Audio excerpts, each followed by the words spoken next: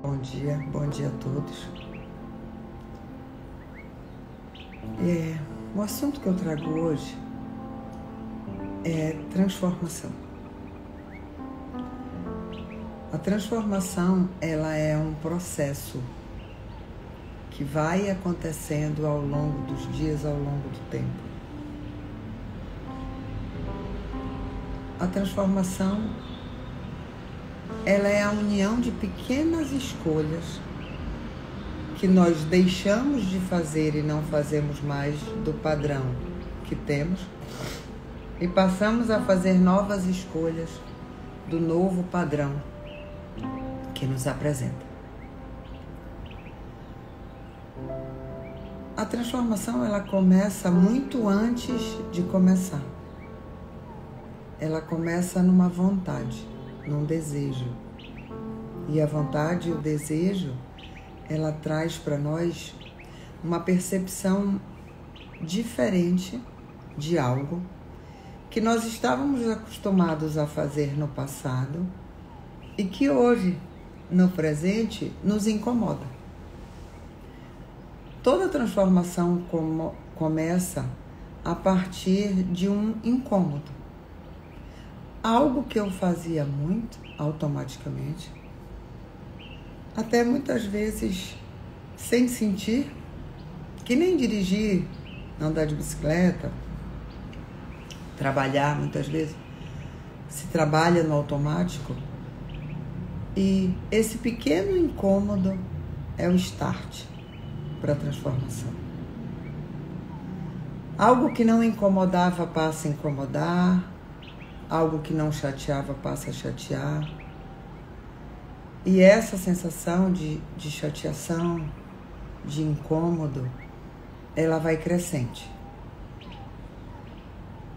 E ela vai crescendo no nosso dia a dia, as nossas escolhas vão querendo já não ser mais as mesmas. E é muito interessante porque muito poucos de nós percebem uma sutileza na transformação. Eu quero mudar um padrão, seja ele qual for. Pode ser o padrão do meu trabalho, pode ser a minha postura, podem ser os meus valores, pode ser o modo com que eu me apresento para o mundo, ou o modo que eu percebo o mundo. Seja qual for o que está me incomodando e que eu quero transformar, eu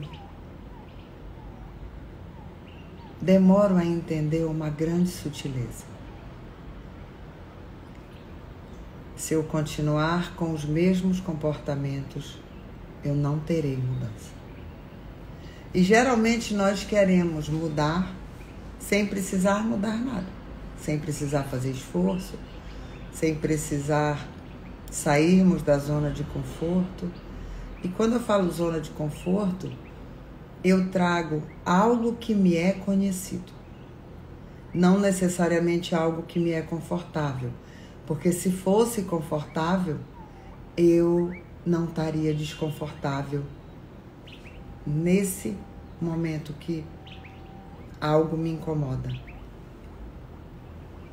E quando eu trago essa percepção, e geralmente quando o paciente traz algo que ele quer mudar, ele não está disposto a realmente mudar suas atitudes. A ideia é que vai existir um passe de mágica na terapia e ele vai mudar sem precisar que ele faça movimentos. Movimentos que eu farei como psicóloga e hipnóloga transformarão a mudança dele, sem que ele precise fazer movimentos nenhum. É uma ilusão. É a mesma ilusão que uma pílula, um remédio, será a solução de todos os problemas. Alguns até realmente são.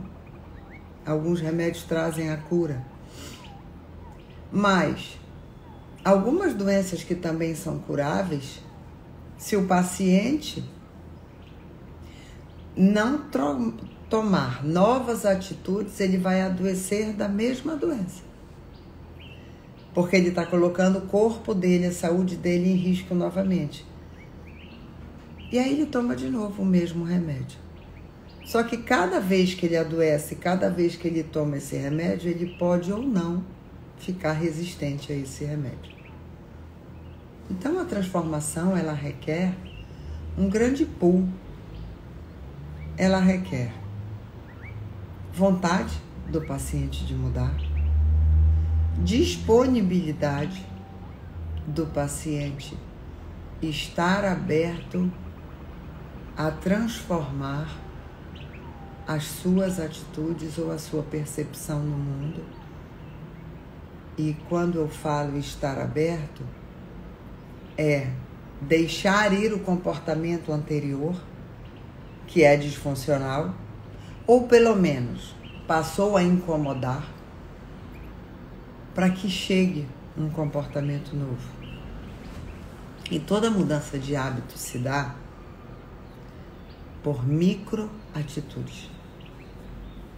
Às vezes, pela mudança de um pensamento em relação a algo, às vezes por deixar de fazer algo que fazia, ou passar a fazer algo que não fazia. Varia conforme o tempo. Mas uma coisa que eu noto na importância da mudança de hábito é o resultado final. A importância do resultado final, onde, quando eu olho para o futuro, como é que eu quero estar lá? E esse lá pode ser daqui a 6 meses, daqui a 1 ano, daqui a 2 anos, daqui a 10 anos ou na minha velhice. Porque geralmente, e o mundo de hoje, ele está muito para você viver o momento, o aqui e agora. Esse instante, essa experiência. Só que as pessoas têm se esquecido que esse momento, esse instante, essa experiência tem consequências. Lembra, nas lives anteriores que eu fiz, eu trouxe que a nossa vida é uma sequência de consequências baseadas nas escolhas que nós fizemos. Então, se eu escolho hoje corretamente, a minha consequência é uma consequência melhor. Se eu escolho errado hoje, a minha consequência provavelmente não será tão boa assim. Então eu tenho que viver o momento, sim, eu tenho que estar no aqui e agora. Eu devo estar aqui. Eu devo estar presente no meu presente, que eu adoro esse jogo de palavras. Porque o presente é um presente.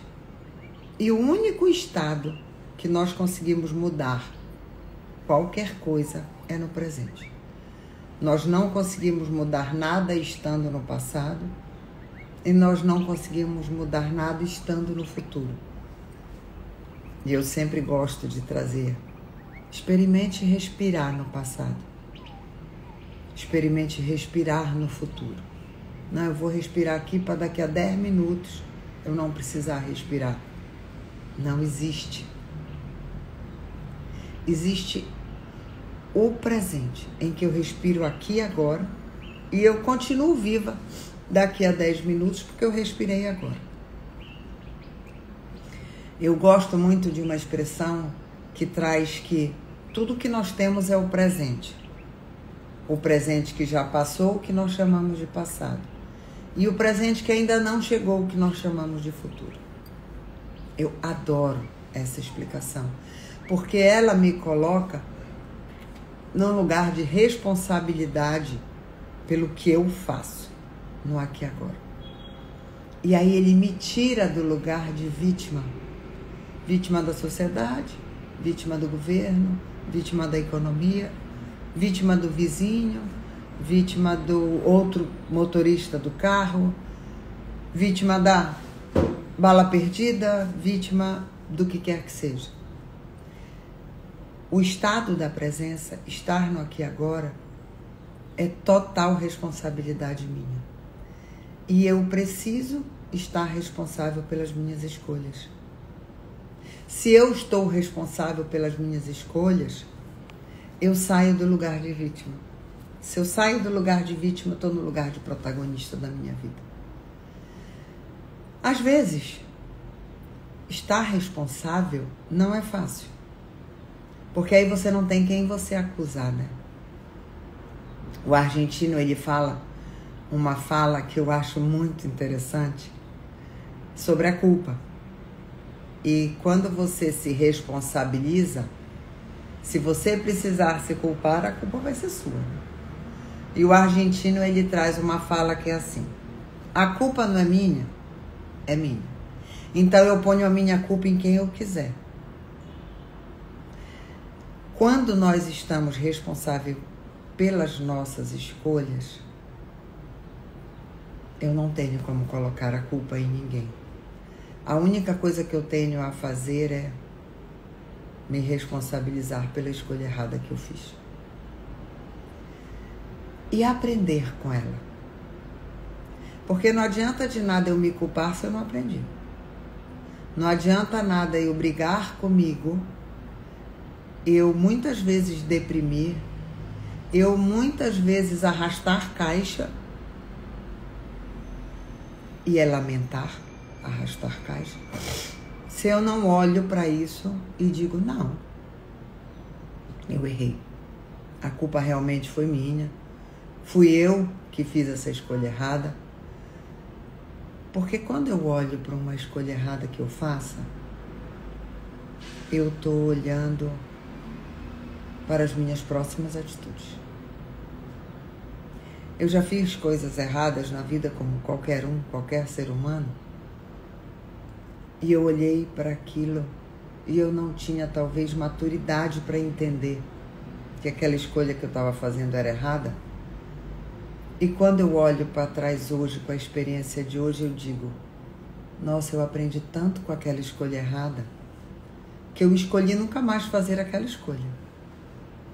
Então, quando nós nos responsabilizamos pelas nossas atitudes, pela nossa percepção de mundo, pelas nossas ações, eu diria que nós nos tornamos muito mais assertivos. É como se a nossa vida passasse a dar mais certo, porque eu me responsabilizo. E essa responsabilidade, ela pode ser em todos os níveis da nossa vida, em todas as áreas da nossa vida. Tem pessoas que não têm a menor responsabilidade financeira. Então, ela usa o cartão, ela gasta o dinheiro, ela gasta o salário, ela compra, ela se endivida, ela fica devendo o banco, ela fica devendo o empréstimo, e aí ela vai criando em cima de outros erros, mais erros, e vão levando uma bola de neve. E aí você pode dizer, mas daqui a 5 anos o meu nome está limpo no Serasa, né? Tá, mas 5 anos o seu nome passou sujo. 5 anos você não pôde comprar nada, 5 anos você não teve uma linha de crédito para expandir seu negócio, 5 anos alguém que jogou o teu CPF no SPC e no Serasa estava ali. Então tem consequências. Não é porque em 5 anos o nome sai do Serasa que você deixou de dever para aquela empresa. E quando nós fazemos escolhas que prejudicam alguém, o universo dá de volta o que nós damos a ele. Se eu causo um prejuízo em um empresário, esse prejuízo vai voltar para mim. Eu gosto muito de dizer, e é o que eu faço na minha vida, é que as pessoas que fizeram mal para mim ao longo da minha vida, eu entreguei para o universo. Porque eu não vou me sujar porque o outro foi sujo. Escolha. Então, geralmente, eu escolhi não retribuir o mal com o mal, não retribuir a inveja com a inveja, não retribuir a maldade com a maldade, a tristeza com a tristeza. Não, deixa pra lá. É uma escolha. Escolher ser uma pessoa pacífica como eu sou é muito leve. Porque às vezes que nós escolhemos a luta, que o outro luta conosco, nós estamos escolhendo nos envenenar de um veneno que nem era meu, era do outro. Então, a transformação, ela começa numa vontade. A vontade que eu tenho de mudar algo, de sair de onde eu estou e ir para um outro espaço. Só que isso requer atitude. Mudança de pensamentos, mudanças de paradigmas, percepções diferentes do mundo. Deixar ir crenças anteriores que acabaram se tornando verdades absolutas desde quando nós éramos crianças. Que alguma autoridade falava algo, esse algo, como nós, de 0 a 7 anos, estamos muito suscetíveis a sugestões diretas e indiretas, nós acabamos recebendo sugestões de algo que nem sempre era verdadeiro, mas tornou-se verdade absoluta. E aí, a ilusão que nós temos é que nós vamos mudar de situação sem precisar mudar de comportamento e de hábitos. A mudança de hábito, eu gosto sempre de dizer que ela é um gráfico, igual o medidor cardíaco de um eletrocardiograma, que são sobes e desces. Horas eu estou fazendo tudo direitinho, outra eu volto para o padrão anterior. Aí eu faço tudo direitinho, aí eu volto ao padrão anterior. Porque até o novo hábito instalar-se em mim, eu preciso fazer um esforço psíquico e físico no meu cérebro, para que a minha neuroplasticidade desabilite as conexões neurais anteriores do hábito anterior e conecte e crie novas conexões neurais do novo hábito. E isso que eu estou falando são caminhos mesmos. Eu não sei se vocês já viram a imagem de um cérebro pensando ou agindo. Ele acende. É como se fossem vários feixes de raio, e esses feixes de raio, eles são as eletricidades de Hertz comunicando um neurônio com o próprio neurônio através do seu axônio, enviando informações em bits. Essas informações, elas vão criando um caminho neural, que vão surgindo e que vão criando os novos hábitos. Então, para eu desativar uma conexão neural do meu comportamento anterior, eu preciso também criar uma nova conexão neural do meu próximo comportamento. Há muitos anos atrás, 23 anos atrás, para ser mais exata, a minha avó paterna era diabética senil. Então a minha avó começou a ouvir pouco, depois ela começou a ter a visão falhando, depois ela começou a ter problemas de rim e foi evoluindo a diabetes senil da minha avó. E eu era apaixonada por ela e ela por mim. E ela foi adoecendo, a diabetes foi adoecendo a vovó. E todos os domingos, a gente almoçava na casa da minha sogra, no outro a gente almoçava com a minha avó. Um era com a minha sogra, o outro era com a minha avó. E no sábado eu almoçava com a outra avó. Era muito bom. E eu entrei no elevador e eu era muito gorda. Muito gorda. Eu pesava 157 quilos, com 1,68 m. E eu olhei no espelho e eu saí triste desse dia da casa da minha avó. E o elevador estava cheio, era o elevador grande da casa dela. Eu olhei no espelho e tinha uma tia minha, cunhada da minha avó, na minha frente.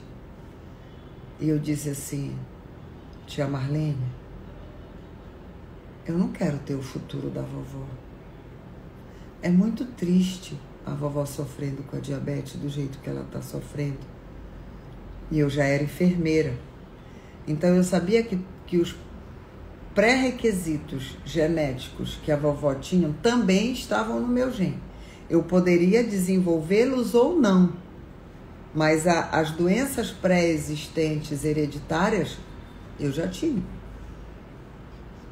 Pelo menos 25% de mim era o gene da vovó. E aí a tia Marlene me olhou e disse: minha filha, só você pode mudar a sua realidade. Aquilo caiu para mim como uma novidade de algo que eu nunca tinha ouvido falar. É interessante quando a mensagem penetra fundo no nosso inconsciente. E eu fui para casa pensando nisso. E eu tinha uma amiga da minha cunhada que tinha feito redução de estômago. E a família do meu pai, ela é inteira obesa, ligada à obesidade. A gente até brincava que as duas pessoas que não eram obesas na nossa família era o meu marido e a esposa do meu pai. Então eu já tinha o gene da obesidade e ele já estava latente na minha vida. Eu já era obesa. Eu liguei para minha cunhada e perguntei para ela: me conta como é que a Yayé fez essa história de redução do estômago e tal. Ela disse: eu vou te dar o telefone dela, tu ligas para ela, te informas, ela te conta tudo. Eu disse: então show. Pô, legal, eu quero. Aí eu fui, liguei para ela e aí ela começou a me explicar. Por coincidência, o nosso plano de saúde era o mesmo, do Hospital Adventista de Belém. E aí o médico dela era um médico que eu também conhecia. E ele era excelente médico. E aí naquela segunda-feira, depois daquele domingo, eu comecei o processo de redução de estômago, que na época levava em torno de 30 a 60 dias, porque nós passávamos por 11 tipos de profissional. Um dos profissionais que nós passávamos era psicólogo, que ele tinha que autorizar a redução do estômago exatamente pela escolha da mudança de hábito. Não tinha como nós irmos operar o estômago sem termos a vontade de mudar o nosso comportamento. E aí foi muito interessante, porque eu sempre fui uma mulher muito decidida. Então, quando eu decidi que eu ia operar o estômago, eu comecei a ir na psicóloga, e no mínimo eram 4 sessões de psicólogo, de 4 a 8, porque eram 2 meses. O máximo de tempo de processo de autorização ou não, porque era uma junta. Eram 8 sessões, 9 sessões às vezes, eram 2 meses.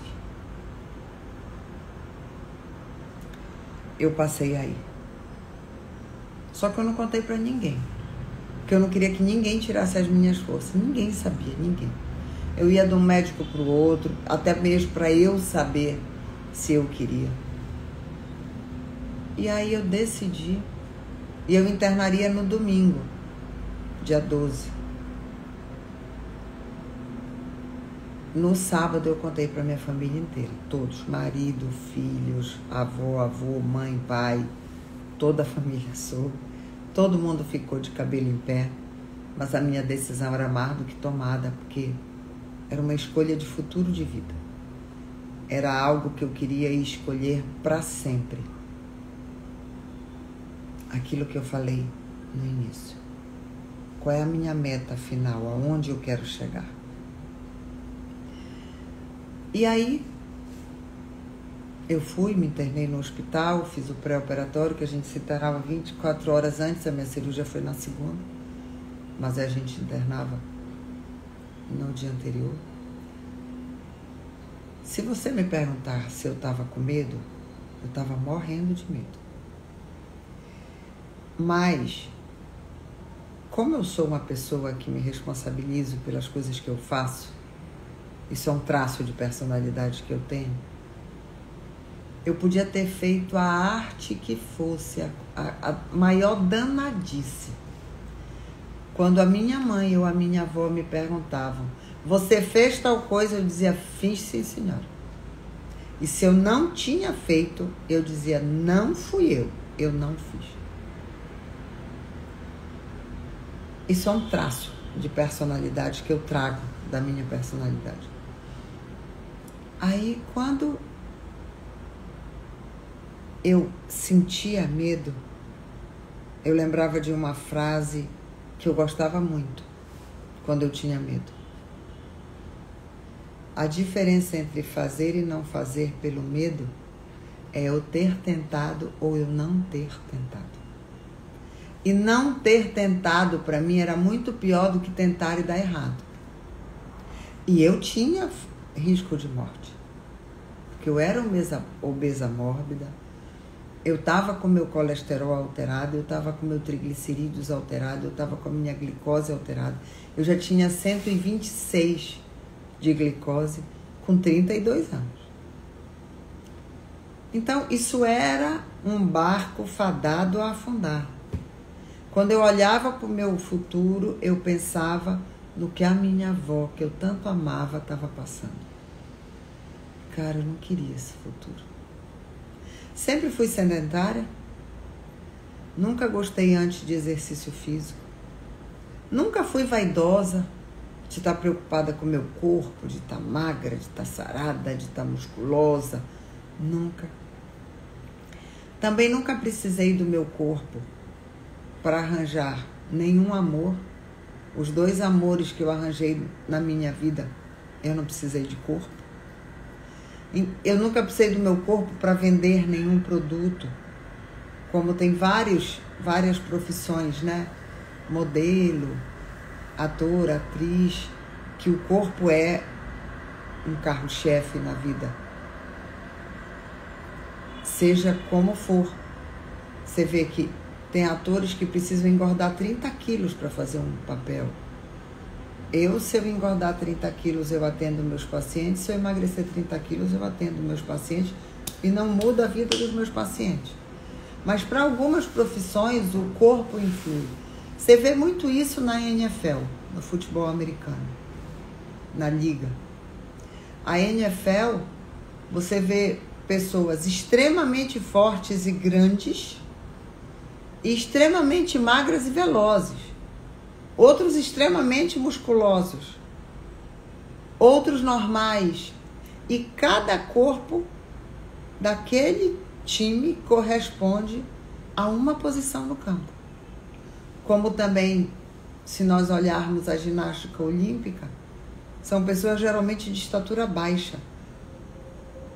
Se nós olharmos o atletismo, geralmente são pessoas longilíneas. Então, o corpo da gente define muitas profissões. As minhas profissões nunca precisaram de corpo. Enfermeira e psicóloga e hipnóloga. Então, o meu corpo, ele nunca foi uma questão... Nunca fui vaidosa, assim. De ser a mais magra, de ser a mais bonita, de ser... Nunca. Acho que a minha vaidade sempre foi no meu cabelo. Eu sempre amei o meu cabelo. E sempre cuidei do meu cabelo.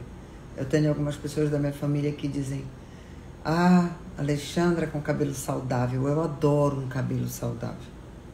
Minha vaidade foi para esse lado. E adoro estar cheirosa. Estar azeda não é uma ideia. Tanto que eu era gorda, e eu dizia gorda sim, azeda nunca. Sempre fui uma gorda muito cheirosa, porque o gordo sua muito, não tem jeito. Né? Como também tem magros que suam muito, mas a minha experiência era de gorda. Então eu só posso falar com propriedade de quem foi gordo. Eu sempre fui uma gorda muito cheirosa. E quando eu emagreci todo esse tempo, na época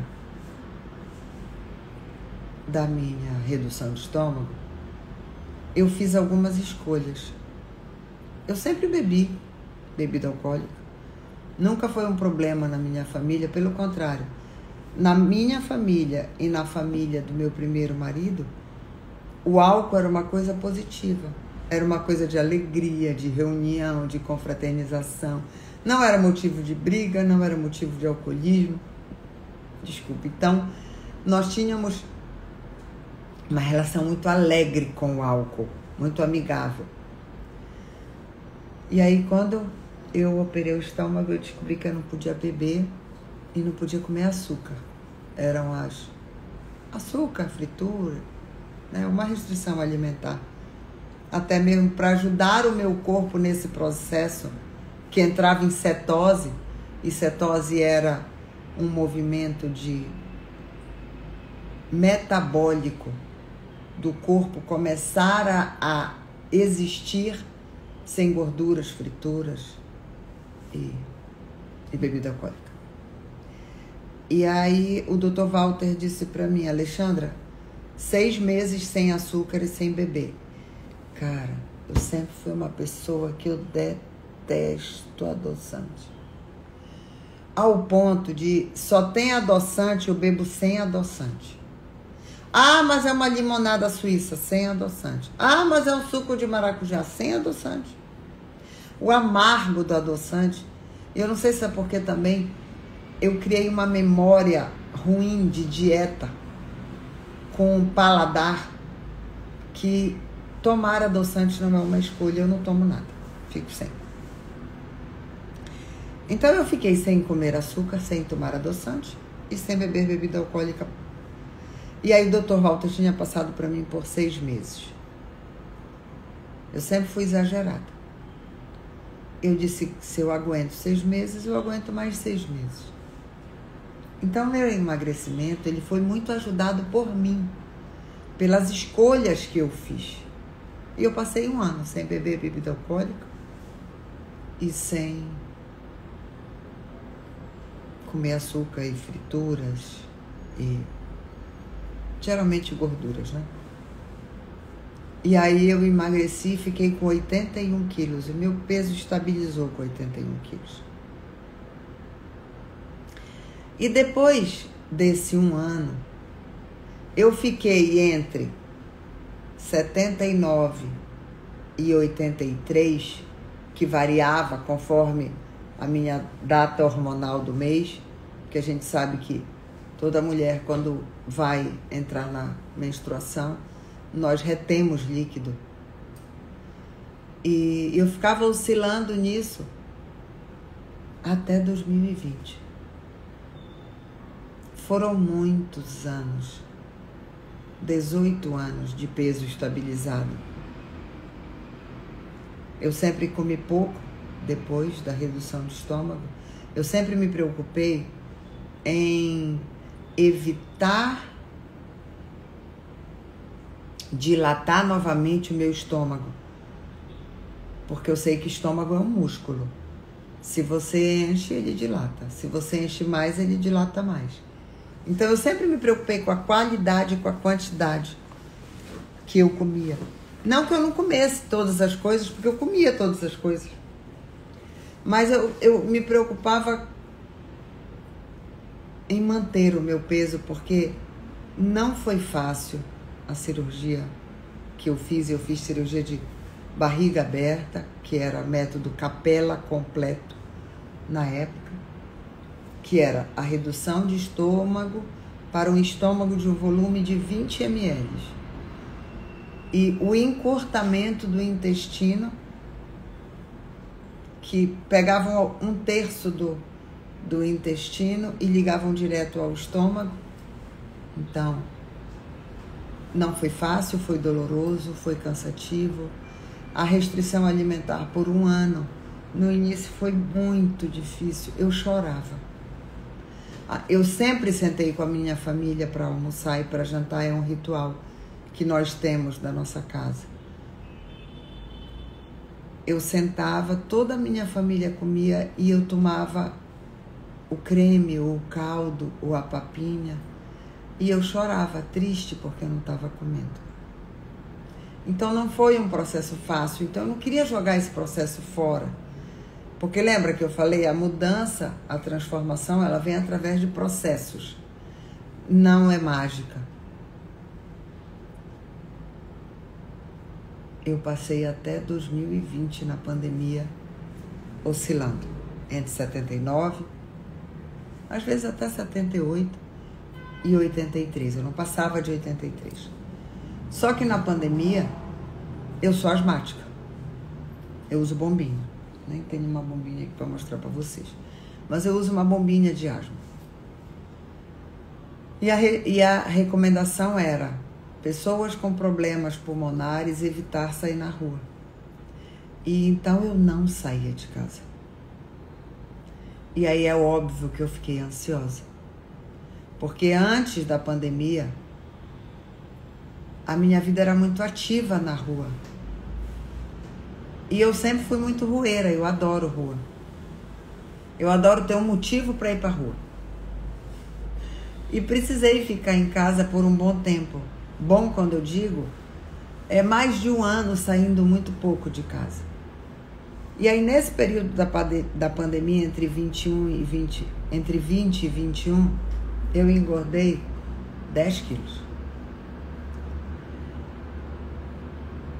E depois que eu engordei 10 quilos, eu engordei mais 3 quilos. Já estava saindo na rua, mas mesmo assim a minha ansiedade estava muito alta. E eu sempre fui uma pessoa de colocar a minha ansiedade na comida. Tem pessoas que colocam na compra, tem pessoas que colocam na arrumação, tem pessoas que colocam no álcool, eu não. Eu tô ansiosa, a comida sempre foi algo que me acalentou, que me trouxe um coraçãozinho, uma memória afetiva com comida. Eu tenho muitas memórias afetivas com comida, com a minha avó, com meu avô maternos, com a minha mãe, com a minha avó paterna, com meu avô paterno, com meu pai. Eu tenho memórias. E a minha avó paterna, que era doente, renal crônica por causa da diabetes, e fazia hemodiálise 3 vezes por semana. Ela cozinhava muito bem. E eu nasci com o dom dela. Apesar dela não ter me criado, eu fui a neta que mais nasci com o dom da vovó. Então, qualquer coisa que me dão para cozinhar, eu cozinho e fica maravilhoso. Então, eu ia muito para casa da minha avó para aprender a fazer comida. Tudo que eu precisava, eu ligava e dizia: avó, quero fazer uma esfirra, me ensina. Ela me ensinava por telefone. Eu ia para a cozinha da minha casa, fazia a esfirra e ficava incrível. Então, eu tenho muita memória afetiva com comida, de prazer, de compensação. Então, todas as vezes que eu passei por algum problema, a comida era um consolo. A vida seguiu e eu engordei mais, 6 quilos. Aí, quando foi ano passado, eu acho que finalzinho do retrasado, eu já estava pensando diferente. Eu costumo dizer que a transformação, ela ocorre na nossa vida com pequenos insights. O que são insights? Pequenas ideias que vêm do nada do nosso inconsciente, que nos traz uma luz. Tanto que o símbolo do insight é uma lâmpada acesa, né? E a bebida alcoólica, ela começou a me dar azia. Eu sempre fui muito cervejeira, eu adorava cerveja. E eu comecei a tomar cerveja e eu comecei a ter azia. Então, no dia seguinte, ou de noite, que eu tinha bebido, nossa, parecia que eu tinha um fogareiro aceso aqui. E aí eu comecei a dizer pra mim assim, sem pensar: eu só dizia, eu tô tendo tanta azia quando eu bebo, pra que eu bebi? Pô, eu não devia ter bebido, agora eu não tô dormindo porque bebi demais. E tá me dando azia. E eu nem era uma pessoa que bebia demais para ficar bêbada, mas eu bebia uma quantidade para me dar azia. Isso foi começando a me deixar triste. Às vezes eu chegava no restaurante que a gente frequenta e Carlos é o nosso garçom. E eu nem falava mais e o Carlos já trazia uma Cacildes para mim ou uma Devassa, que eram as duas cervejas que eu mais gostava. E eu não pedia mais.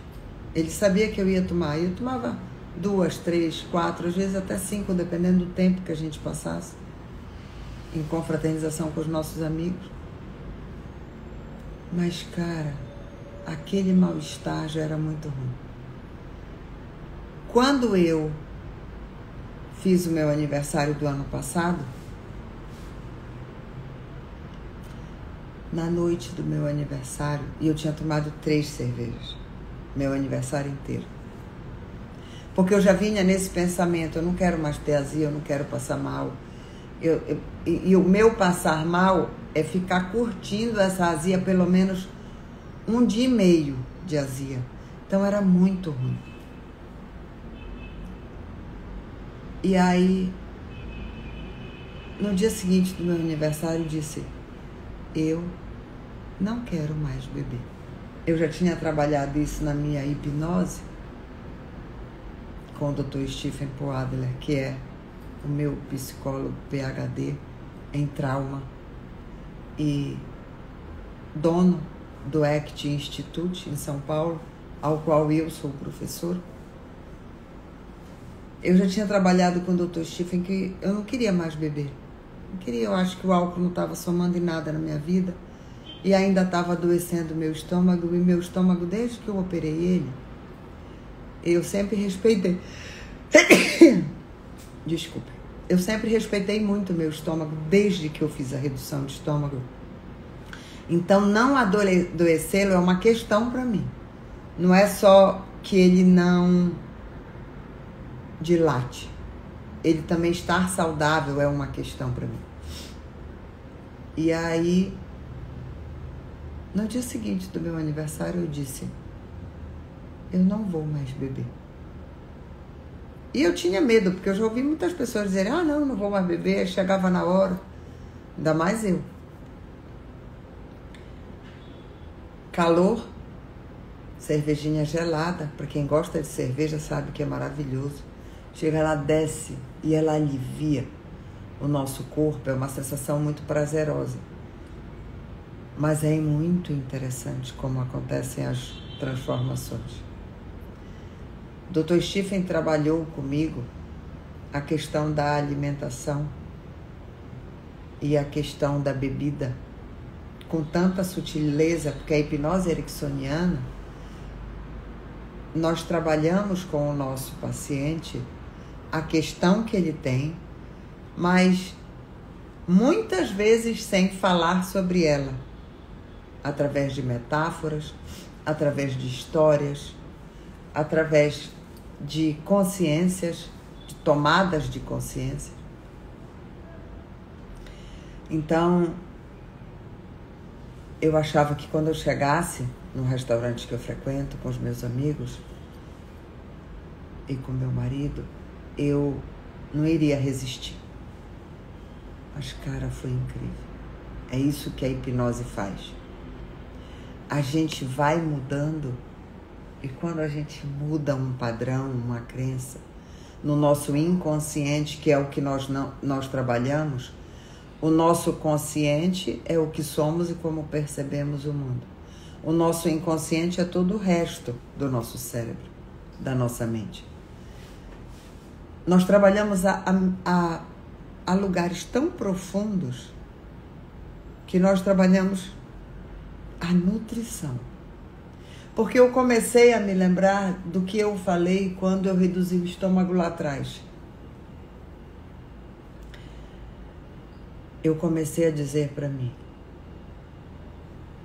eu não quero o futuro da vovó. E aí eu precisei tomar a atitude que foi a redução de estômago. Agora, ano passado, eu comecei a dizer para mim, eu quero envelhecer com saúde. Eu quero ser uma velha saudável. Eu quero ser uma velha que eu dance com 95 anos em festa de flashback, que eu adoro discoteca. E eu adoro dançar. Então eu me imagino velhinha com 95, 96, 97 anos dançando a noite inteira, que nem eu faço hoje. Eu danço a noite inteira. E aí, cada vez que eu ia num restaurante ou numa festa ou num aniversário, ou até mesmo na praia, eu não tinha vontade de beber. E aí eu comecei a ter uma perspectiva das nossas festas e das nossas reuniões completamente diferente da perspectiva que eu tinha. Porque a minha perspectiva passou a ser, caramba, como eu perdia tanta coisa nas nossas festas, porque o álcool anestesia. Ele traz uma sensação de prazer, mas ele também anestesia. E agora, eu estou no estado da presença, eu estou consciente a festa inteira. Então, coisas que eu não lembrava muitas vezes que aconteceu, eu não via que aconteceu, agora eu vejo tudo. Eu conto para as meninas o que acontece, eu brinco com todo mundo, eu digo que a minha festa ficou muito mais animada do que era antes, com o álcool. Então, desde o meu aniversário, eu parei de beber. Quando foi em setembro, eu trabalhei na minha terapia nutrição. O que aquela comida faz de bom para mim? O que aquilo que eu estou comendo, aquilo é só prazer? Ou aquilo traz para mim ingredientes que nutram o meu corpo e que meu corpo fique nutrido para aquela velhice? A minha ideia de longo prazo, a minha ideia de como eu quero estar no mundo até lá, daqui a 30 anos.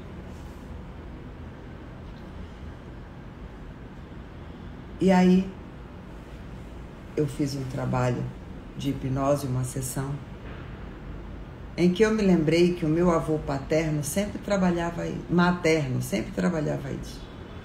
Ele dizia, coma essa fruta, ela é muito nutritiva. Olhe, minha filha, brócolis tem muito ferro, é muito bom. Meu avô sempre foi uma pessoa muito preocupada com a nutrição do próprio corpo. Eu me esqueci disso. Em um transe hipnótico, na minha sessão, eu me lembrei. E desde aquela sessão de terapia com hipnose, não tem nada que eu leve à minha boca que eu não me pergunte o quão nutritivo isso é para o meu organismo. Que futuro eu estou planejando e prevendo para mim? Que escolhas eu faço hoje, que consequências eu terei amanhã? Então essas escolhas, elas começaram a acontecer automaticamente. Essas perguntas, quando eu vejo, eu já me fiz, eu já troquei de comida que eu iria comer e eu já fiz uma escolha mais nutritiva. Porque nesse tempo pra cá, eu já fui no medidor gráfico mantendo a minha escolha alimentar saudável e também já voltei para o padrão antigo que era só prazer. Não tinha escolha nutritiva, era prazer, prazer, prazer e aqui nutrição, nutrição, nutrição. Então, nesses meses, várias vezes eu subi e desci, subi e desci. Mas a minha escolha de ter um futuro daqui a 30 anos, eu estar completamente saudável, foi o que fez com que eu fizesse novas escolhas.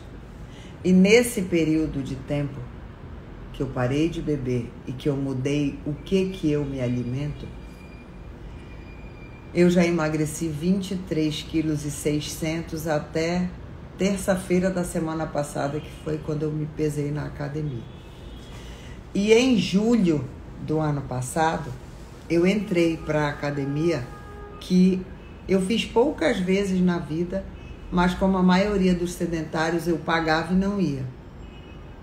Hoje eu faço academia, eu tenho personal e eu não falto um dia de academia, a não ser que eu esteja doente.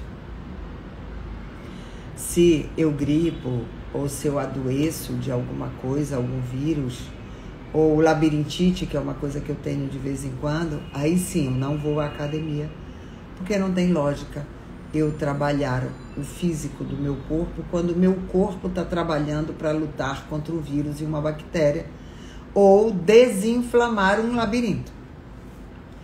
Então eu sou uma pessoa assídua na academia.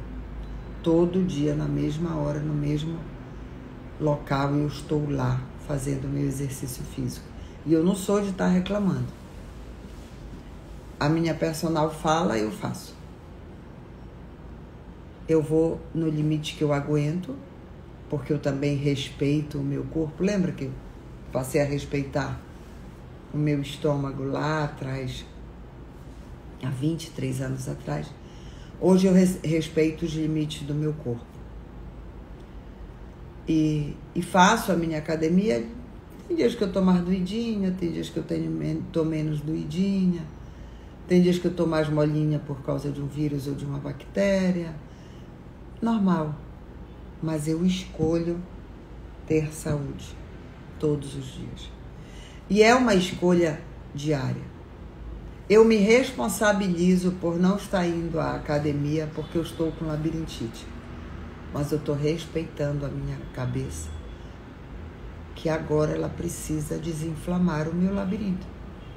Eu estou tomando a medicação que precisa, eu não estou fazendo movimentos bruscos, então eu estou cuidando da minha saúde.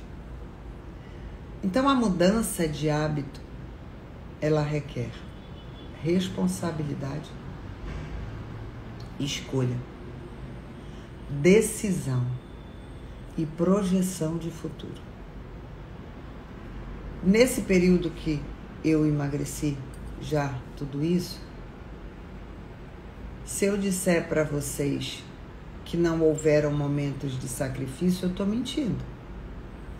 Porque quando nós estamos nessa gangorra de mudança de hábito, é óbvio que a gente quer comer aquilo que a gente adora.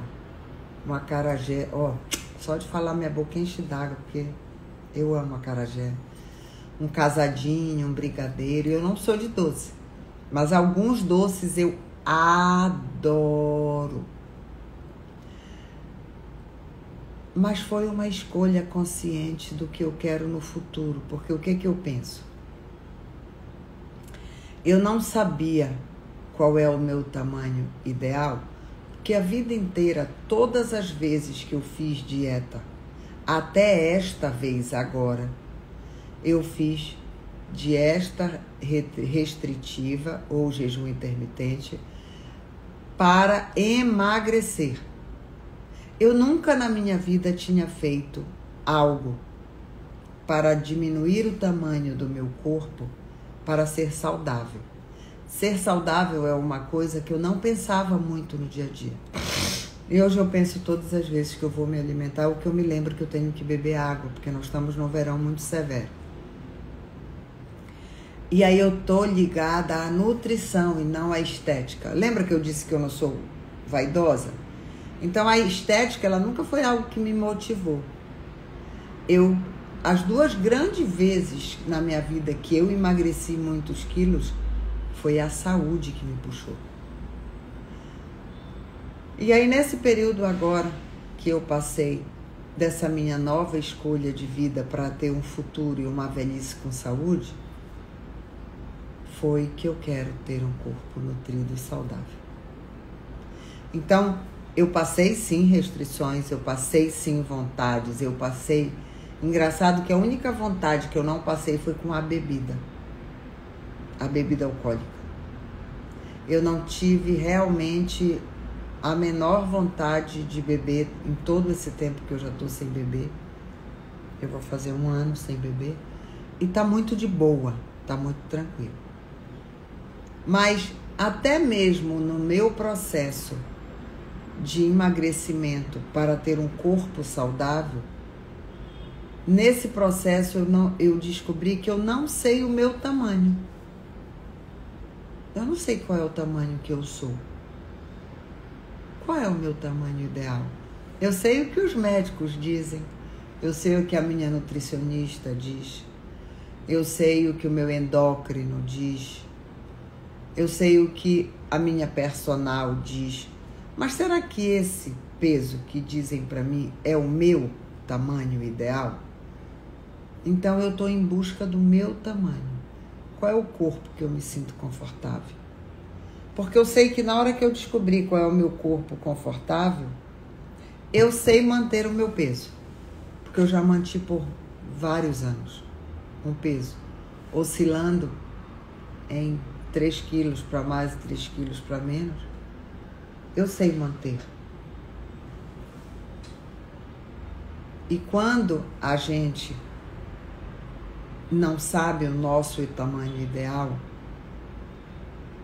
nós ficamos muito suscetíveis à nossa cultura. Tem culturas que mulher mais magra é mais bonita, tem cultura que mulher mais gorda é o mais bonito, mas qual é o nosso tamanho? Então, eu escolhi um tamanho saudável. Eu continuo na minha reeducação alimentar, porque é mais do que dieta. É uma escolha de vida. Então, eu continuo na minha escolha de ser saudável. E eu digo a vocês, de experiência própria, qualquer pessoa pode mudar qualquer coisa na sua vida. A transformação acontece aqui, aqui e aqui. Se nós tivermos os ingredientes da transformação dentro de nós, nós conseguimos transformar o que quer que seja. E a hipnose ericksoniana ajuda a nós mudarmos os nossos padrões de crenças, padrões de comportamento e autorresponsabilizarmos pelos nossos atos para que nós mudemos os nossos padrões de comportamento. Não tem como eu mudar algo fazendo o que eu fazia. Eu só consigo mudar algo se eu mudar o que eu faço. Se eu continuar fazendo o que eu fazia, eu vou ter o mesmo resultado de antes. Então eu convido vocês a experimentarem a hipnose ericksoniana. Eu tenho o canal do Spotify, estamos abrindo o canal do YouTube para levar mais acesso a todas as pessoas que quiserem ter acesso à hipnose e que possam querer mudar as suas vidas e que se proporcionem mudar, porque é muito bom quando a gente está feliz com a gente. A nossa felicidade, ela está dentro de nós. O nosso sucesso está dentro de nós. A nossa abundância está dentro de nós. A nossa estabilidade financeira está dentro de nós. O nosso relacionamento amoroso está dentro de nós. O nosso amor está dentro de nós. E o que a terapia com a hipnose ericksoniana faz é potencializar o que você já tem e desenvolver o que ainda não foi desenvolvido. Eu agradeço a você ter assistido essa live e eu espero que ela tenha levado para todos vocês consciência, uma expansão de consciência. E eu digo a vocês com propriedade: você pode mudar qualquer coisa na sua vida. Um beijo, querido. Gratidão por esse encontro. E até semana que vem. Tchau, tchau.